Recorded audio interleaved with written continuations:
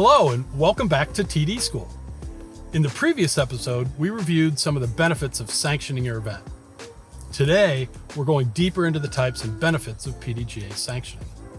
Sanctioning a disc golf event makes it an official PDGA calendar event, incorporating scores and stats into the PDGA's historical database. By sanctioning an event, it gains visibility on PDGA.com, the leading disc golf website, and appears in event searches for players seeking competition. Additionally, sanctioning provides liability insurance for North American events, which is often required by parks. PDGA members also benefit from having the results and round ratings tracked for their player record, earning points towards qualifying for PDGA majors and end-of-the-year awards. But how you go about sanctioning and what type of sanctioning should you choose? There are many kinds of events available to sanction from the PDGA, from local leagues and C tiers up to Pro Tour Elite Series events and PDGA majors. Sanctioning is also available for doubles, teams, and other alternative formats, although round ratings may not apply. When sanctioning an event, you will need to determine which sanctioning tier you would like to request. The sanctioning tier will determine certain costs and event standards, like the sanctioning fee, how long the event should be, how much cash needs to be added to the event purse, and certain requirements regarding payouts. The event tier will also factor into scheduling considerations, as each tier requires certain minimum distances between events. For example, a C tier event can't be held at the same time within 150 miles of a PDGA major. This rule is in place to make sure that overlapping events don't detract from each other and to give the upper tier events the attention and resources that they need. The PDGA Sanctioning Agreement is a web-based form on the PDGA website. The form asks for your PDGA number, contact information, event format, location, and confirmation that you have cleared your date and location with your state, regional, or national coordinator. You'll also be agreeing to follow PDGA rules and guidelines at your event. For a full comparison of sanctioning tiers, including distance requirements, see the PDGA Tour Standards chart available at pdga.com. C tiers are local tournaments that can easily be run in one day, on one course, with a minimal amount of staff and volunteers.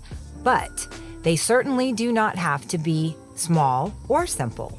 There are many large C-tier events around the world each year that bring in hundreds of players and provide a very large payout for both the professional and amateur divisions. For C tiers, current PDGA membership is not required to compete. Non-members simply pay an extra fee. Tournaments can be 1 to 2 days long with an 18-hole minimum. We recommend 36 holes. Cash added to the pro purse is optional, and flex starts are allowed for one round, one-day events. PDGA sanctioned leagues are another great way to get experience as an event director. PDGA leagues run once a week on the same day for a duration of 6 to 10 weeks. PDGA members who compete receive PDGA player ratings from each round just as they would at a typical PDGA event, and accrue PDGA points depending on their place in the field each week. Like C-tier tournaments, participants do not need to be current PDGA members, and there's no added cash requirement. Higher tier events, such as B tier, A tier, and beyond, are a good option for experienced TDs who want to take it to the next level.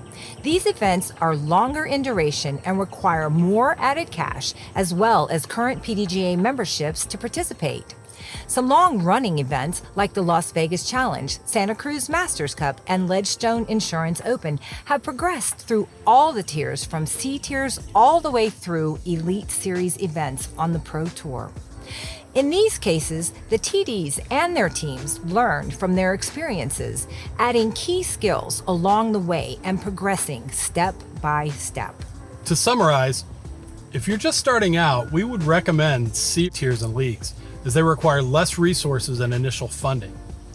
After you feel you got the hang of running events, B tiers and A tiers offer the opportunity to scale up and offer more competitive events for your community.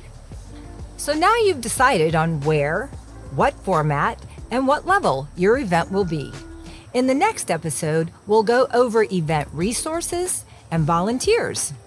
For more information, check out our complete TD training curriculum, available now at pdga.com.